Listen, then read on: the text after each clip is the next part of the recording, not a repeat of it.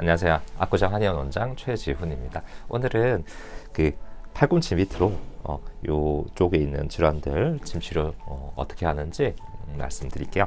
일단은 이제 팔꿈치 쪽 같은 경우에는 제일 유명한 게 엘보죠. 엘보로 인해서 오시는 분들이 많은데 보통 이제 골프 치시든 테니스 치시든 제일 많이 오는 건 테니스 엘보로 제일 많이 오시게 돼요.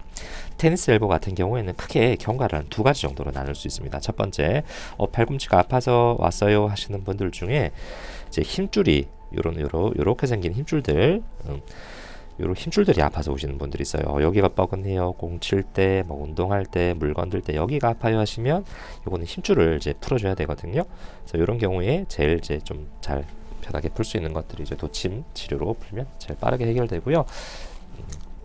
꼭 내가 운동을 하는 사람이 아니라 하더라도 대부분 팔, 뭐 키보드든 마우스든 많이 쓰시니까 고기가 여기를 만졌을 때 불편하다 하시는 분들이 있으면 풀어주면 손목이 훨씬 가벼워지거든요. 좀 확인해 볼게요. 이쪽부터 1번, 2번, 3번, 4번, 5번 요런 데는요. 2번. 요런 거 힘줄 할게요. 요런 거 이렇게 톡 찔러주면 돼요. 앞통점 있는 부분들. 요 가쪽 뭐 3, 4, 5는 괜찮으셨고요. 네. 그 다음 엘보 있는 분들은 요 부착 부위 뼈 있는데 근처에서 통증도 많이 나와요. 이런 데서도 1번, 2번, 3번, 4번 이런 것들은 괜찮아요. 그리고 방금 얘기한 것처럼 힘줄 쪽이 주로 불편해서 왔어요 하시는 분들은 좀 치료가 빠르게 잘 끝나는 편인데 이거 되게 오래됐는데 몇 년 됐는데 지금 여기 뭐 힘줄 이런 데도 아프지만은 저는 여기 뼈 톡 튀어나온 여기가 제일 많이 아파요 하시는 경우 있어요. 이런 경우는 힘줄이 붙어 있는 요 부착부에 힘줄이 이제 사실 본드로 우리 붙여놓은 게 뜯어지듯이 너덜너덜해진 상황이거든요. 그런 분들은 초음파로 찍어보거나 MRI를 봤을 때도 여기가 파열됐다고 얘기를 듣고 오시는 경우도 많고, 심한 분들은 그거를 다시 복구하거나 꼬매는 그 수술을, 팔꿈치 쪽에 수술을 하시고 오는 경우도 많아요. 그래서 이런 경우는 치료를 태반 약침으로 관절 한쪽으로 하는 경우 많습니다.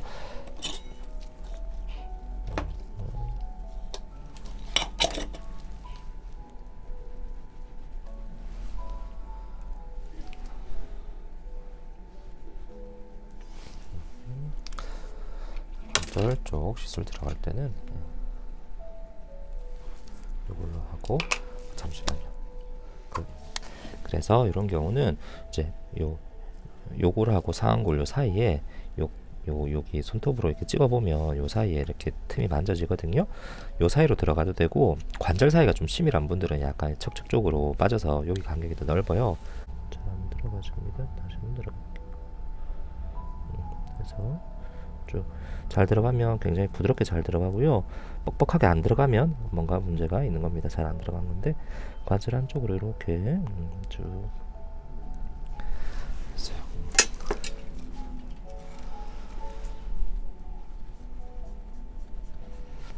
이렇게 하게 되면 이제 뼈 쪽이 아파요라고 얘기했던 그런 엘보 쪽은 이렇게 관절 안쪽까지 같이 시술을 해주는 게 훨씬 낫거든요. 그래서 이렇게 좀 치료를 하게 되고, 좀 더 내려와서 이제 이런 힘줄들, 아까 뭐 엘보에서도 치료한다고 말씀을 드렸었는데, 요게 손목까지 다 연결이 되어 있기 때문에 손목이 뻐근해요, 손목이 아파요 하시는 분들은 이런 쪽을 다 확인을 해야 되거든요. 예를 들어서 수지 심근 같은 경우에는 이렇게 내려가기 때문에 손등 위쪽이 여기가 뻐근하게 아파요 하시는 분들은 이쪽 힘줄을 봐야 되고요. 그 다음에 완요골근이나 장요축 수근시근 같은 요 손목 요골 쪽, 이렇게 여기가 아파요 하시는 분들은 이런 쪽 확인하게 되고, 또 이제 척측 쪽 여기가 아파요 하시는 분들은 또 이런 쪽 힘줄을 다 확인을 해야 돼요. 그래서 일단 척측이 좀 아프다 그러셨기 때문에 손목이 아파요 할 때 일단 먼저 힘줄 문제 있나 확인을 해보게 돼요. 척측 수근시근 1, 2, 3, 4, 5 중에 눌러서 좀 뻐근한 게 있을까요? 1번 쪽. 이렇게 통증 있는 부분들 찔러서 좀 풀어주고요. 그 다음에 척추 수근 굵은 이쪽도 1, 2, 3, 4, 5 이런 것들은요 괜찮으시고, 힘줄들 먼저 이렇게 좀 확인해 주고요. 그 다음에 손목이 여기가 아파요 이렇게 오신 분들 같은 경우 여기 자체에 있는 인대들도 확인해야 되는데, 이제 수근골 사이에 여기 1번, 2번, 3번은 괜찮아요? 네. 그 다음에 좀 더 요 척측 뼈하고 척골뼈 사이에 1, 2, 3은요? 요 사이 괜찮아요? 네. 아까 여기랑 여기 두 군데 중에 1번하고 2번 중에는 어디가 좀 더 뻐근해요? 2번 여기가. 이제 여기 같은 경우에는 우리 잘 아시는 것처럼 TFCG 삼각 섬유연골 복합체 손상으로 오시는 분들은 이제 여기 통증 호소하시거든요. 일반적인 인대 손상이나 막 힘줄 부상에도 통증 호소할 수 있는데 이제 가끔 심한 분들은 여기 연골이 찢어져서 오시는 분들이 있어요. 삼각 섬유연골 복합체 부상 손상이라고 얘기하는데 그런 경우는 이제 이쪽 부분에 그 태반 약침이나 봉침 쓰게 됩니다. 그러면 또 통증이 좀 잘 잡히거든요. 근데 심한 분들은 수술하셔야 돼요. TFCG 같은 경우에 쭉 이렇게 쓰고 그리고 태반 쭉 쓰는데 이제 손목 부위쯤부터는 맞고 좀 부을 수 있어요. 한두 시간 손목 밑으로 쓰게 되면 손목 손가락 이런 데들은 맞고 나서 1시간 내지 2시간 정도 좀 부을 수 있다고 제가 말씀을 드리고요. 이런 식으로 손목 예를 들어 척골측 같으면 힘줄하고 여기 인대 직접 확인해서 압통점이 있으면 치료하는 거 이런 식으로 보기도 하고요. 그 다음에 손목에서 또 많이 보는 것들 중에 하나가 득게르뱅병이죠. 건초염이라고 얘기하는데 건초염은 요 엄지손가락 요 힘줄 따라서 이렇게 통증 많이 호소하시거든요. 그런 경우에 이제 도침이 제일 잘 됐습니다. 일단 힘줄 위주로 예를 들어서 엄지손가락 요런 데가 아파요, 요런 데가 아파요, 요런 데 아파요, 엄지손가락 쓸 때 아파요 하시면 이제 득게르뱅병 건초염을 의심하게 되는데 힘줄 라인 따라서 1, 2, 3, 4 이런 거는요. 여기 압통점 보통 건초염이 있으신 분들 나오거든요. 여기나 이제 이런 부분들 혹은 이런 부분들도 통증 호소하게 돼요. 이런 부분들은 확인해보고 압통 있으면 도침 가볍게 탁탁탁 놔주면 건초염은 도침이 제일 잘 됐습니다. 그래서 이렇게 좀 치료할 수도 있고요.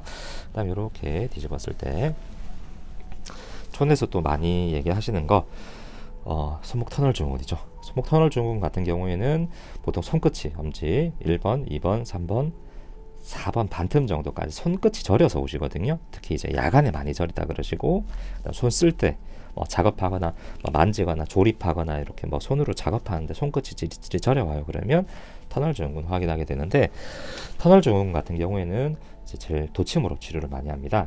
보통 손목 손금에서부터 여기 뼈가 있는 요 정도 간격 여기가 손목 지지 손목 터널이 있는 부위고요.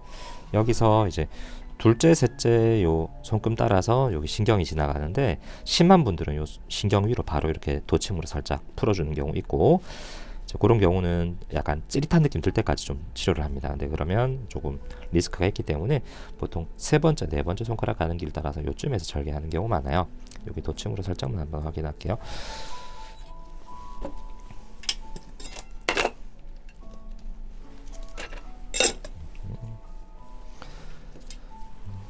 쪽은 이렇게 해서 여기 눌러서 압통점 찾아도 되고요. 아니면 요거는 이제 신경 가는 길이 명확하기 때문에 중간쯤에서 한번 이렇게 해서 쭉 들어가 줘도 됩니다. 찌릿하진 않죠? 자 이렇게 해서 그 지지대 띠 살짝 벌려주면 손끝 저림 이런 데도 도움 많이 되고요. 그 다음에 2개 정도 남았는데 손에서도 많이 오는 것들 중에 하나가 방아쇠 수지. 손가락에 딸깍딸깍 걸린다 그러거든요. 필 때 잘 안 펴지고 그런 걸로 오시는 분들 많아요. 이 방아쇠 수지 같은 경우에는 이제 예전에는 도침으로 치료를 많이 했었어요. 걸리는 부분 지금 그 터널 증후군 치료하듯이 도침으로 절개를 많이 했었는데 최근에 써보니까 태반 약침이 훨씬 좀 잘 되더라고요.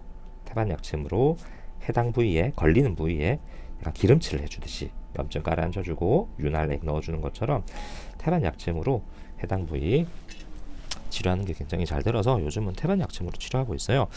그래서 예를 들어서 방아쇠 수지 같은 경우에는 이런 부분에서 걸리거든요. 여기 눌렀을 때 손가락 세제 손가락이 딸깍딸깍 걸려야 하시는 분들은 여기서 걸려요. 이런 부분들 피부 살짝 꼬집어 가지고 피부 밑으로 태반 약침 써주시면 경과 나쁘지 않습니다. 그렇게 치료하셔도 되고요.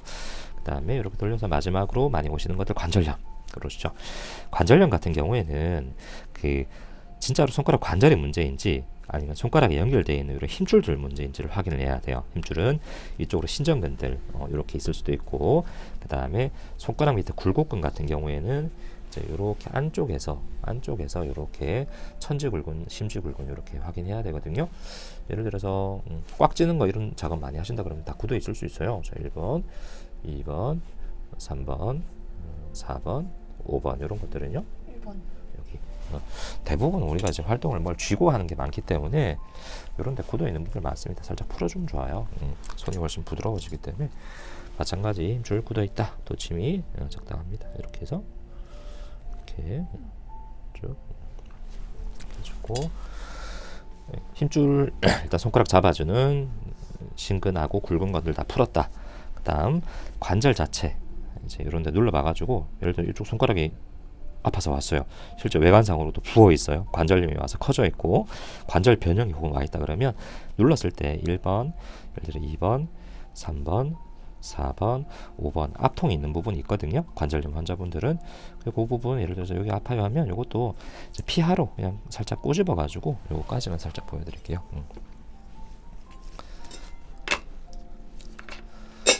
해당 부분 예를 들어 위에서 눌렀더니 좀 나오겠어요 하시면 이런 부분 살짝 잡아서 피부 살짝 뜰고 0.1 정도 이렇게 해주시면 손가락 관절염 되게 잘 낫습니다. 태반으로 굉장히 잘 낫는 질환 중에 하나고요. 아까 이제 방아쇠 수지도 그렇고 관절염도 그렇고 퇴반이 생각보다 굉장히 잘 됐습니다. 이런 식으로 일단은 손에서 볼 수 있는 질환들 봤고요. 또 나머지 다음 편에 찍겠습니다. 감사합니다.